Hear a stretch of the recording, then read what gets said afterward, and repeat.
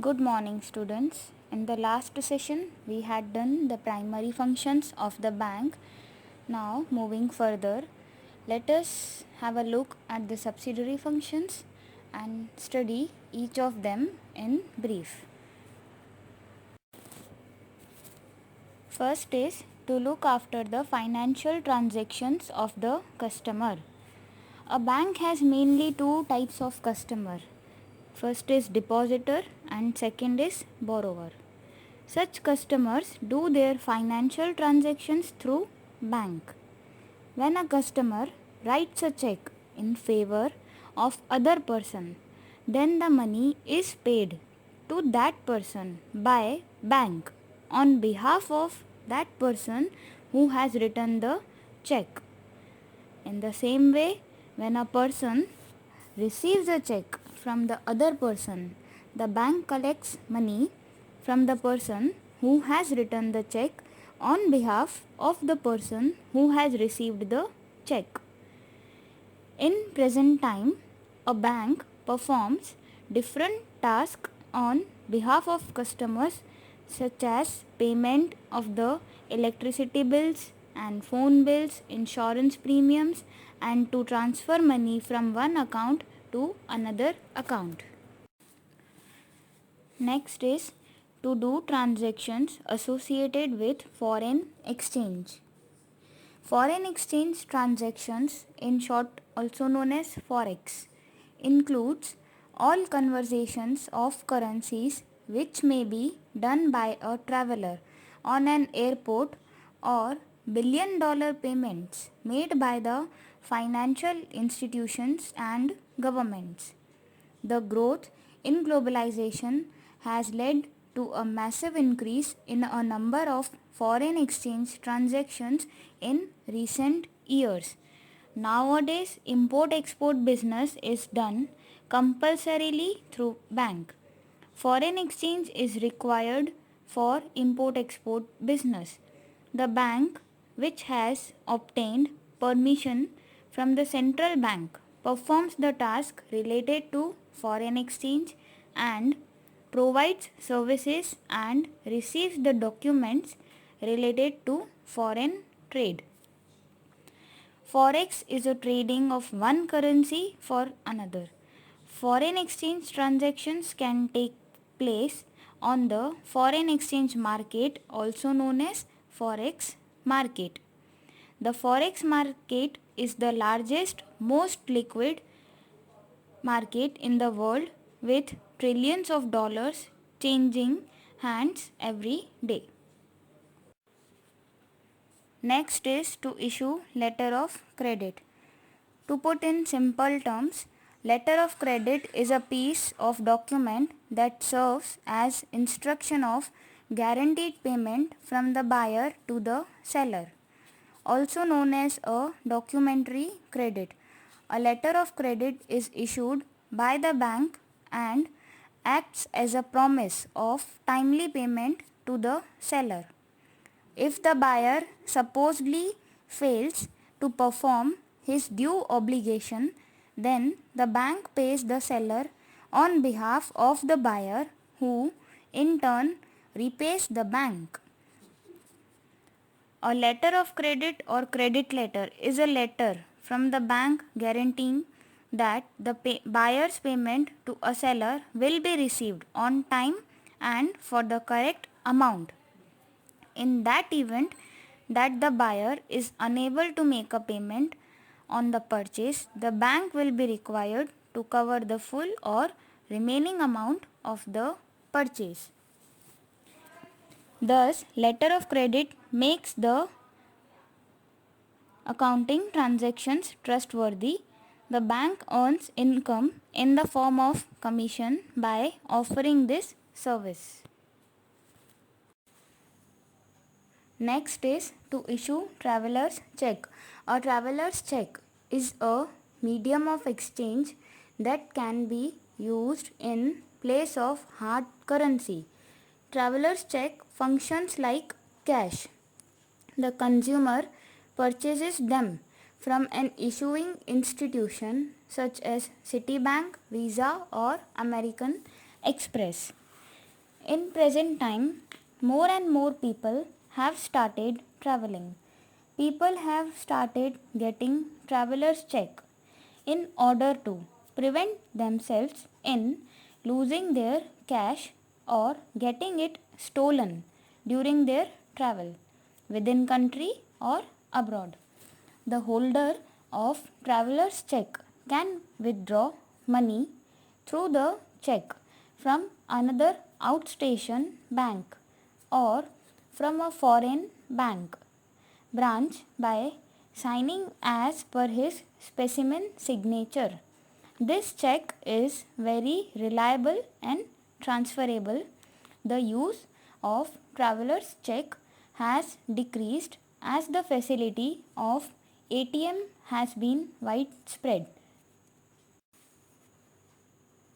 Next is service of demand draft. A demand draft is a method used by an individual to make a transfer payment from one bank account to another. Demand drafts differ from regular normal checks in that they do not require signatures to be cashed. Demand draft is a check written by a bank in favor of a branch of the same bank. The name of the person is mentioned in the demand draft and an order is issued to pay the amount to the person whose name is written on the draft. Draft is a secured medium while sending money to a person or firm. The person or the firm desired to send money fills in a certain form and requests the bank to issue the draft.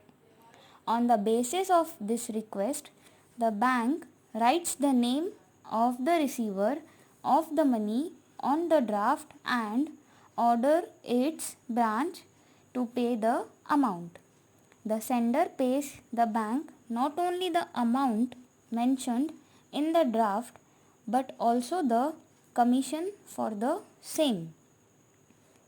If the bank issues such draft which can be encashed in its own city, it is called as pay order. Next is to provide information related to credit of a person associated with the bank. Credit reporting is a way to balance protecting your personal information and your credit provider's need to access your credit information. It involves credit providers, credit reporting bodies, and other third parties. The bank does frequent financial transactions on the basis of which the bank is well aware of the financial capabilities of its customers. Any firm or institute considers the information provided by the bank more reliable in such dealing where credit transaction is required and the firm or the institute wants to check reliability of other firm or institute. For this purpose, the bank issues solvency certificate. Solvency certificate is a document which provides information about the financial stability of an individual or entity. This certificate is required by the government and commercial offices to be sure about the financial position of the individuals or entities. Our second last point is to provide service as an underwriter. Underwriter is a special type of agent. A bank or other financial institution that pledges or promises to buy all the unsold shares in an issue of new shares. When a company comes to the market for collection of capital, it always has a fear whether it will get amount for the issue or not. The company finds difficult to run the business if it does not get the minimum amount. At this time, the bank ensures full or minimum amount of subscription. Minimum amount of subscription means minimum amount of capital to require to run the business. In case of receiving less application amount as compared to underwriting by bank, that amount will be subscribed by bank by way of buying securities. The fees is often a commission, premium, spread or interest. Our last subsidiary function is to provide other related services such as ATM, Demat, safe deposit vault. The bank also provides its customers the facilities like ATM, Demat, its full form is dematerialized account, and safe deposit vault, also known as locker rooms. In addition to this, it also provides facilities of credit card and debit card to the customers. Now we have completed the functions of bank, which is an important question from exam point of view. If you have any doubts, please do comment. Otherwise, we are moving to our next topic, which is types of bank accounts. Types of bank accounts. One of the functions of bank is to accept deposits. The bank demands KYC, which is also known as Know Your Customer, from the customer at the time of opening a new account or for the other services of the bank. This is as per the rules of Central Bank RBI. KYC is the mandatory process of identifying and verifying the identity of the client when opening an account and periodically over time. In other words, bank must make sure that their clients are genuinely who they claim to be. So now let us see the first, current account. This account can be opened with the name of an individual or a business unit. Normally, no interest is provided in this account, but the bank may collect bank charges. Facilities of loan can be provided on this account. There is no limitation in terms of the numbers of transactions in a month in this account. Generally, a businessman opens this account. Next is savings account. It means the account in which people deposit their savings. A fixed rate of interest is paid in this account. The customer gets interest as per the amount and days for which the amount remains credited in the account. The bank provides facilities like checkbook, ATM card, etc. in this account.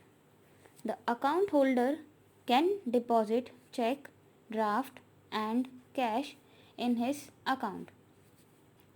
He can withdraw the amount through a check or a withdrawal slip.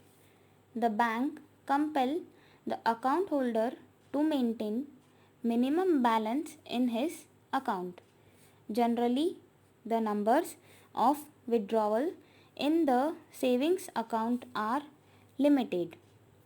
This account can be opened in the name of individual or more than one name that can be operated jointly. Nomination can be registered. Banks get deposit on a larger scale through these accounts. Next is fixed deposit. Fixed deposit means a source of the money which can be used by the bank for the fixed term. The depositor cannot withdraw money until the maturity date of the deposit. If the money is withdrawn before the term of maturity, then the rate of interest decreases. The bank gives the depositor written guarantee that it will pay the amount back along with interest at the end of the term. As the customer cannot withdraw money before the maturity date, the rate of interest in fixed deposit is higher than the savings account and the recurring account. And last is recurring account. This is an account which is opened from the savings point of view, in which it is compulsory to deposit certain amount every month. The rate of interest on such amount is higher than savings account and lower than fixed deposits. The bank pays the whole amount along with interest at the end of the term. Well, students, hope you have understood today's topic. So now I am giving you an assignment on KYC. Please let me know what is the full form of KYC and in which year the RBI has introduced the guidelines for KYC, and what are the mandatory documents for KYC, how it is done, and what are the objectives of KYC. Please study about it and give your answers in comment box. Thank you.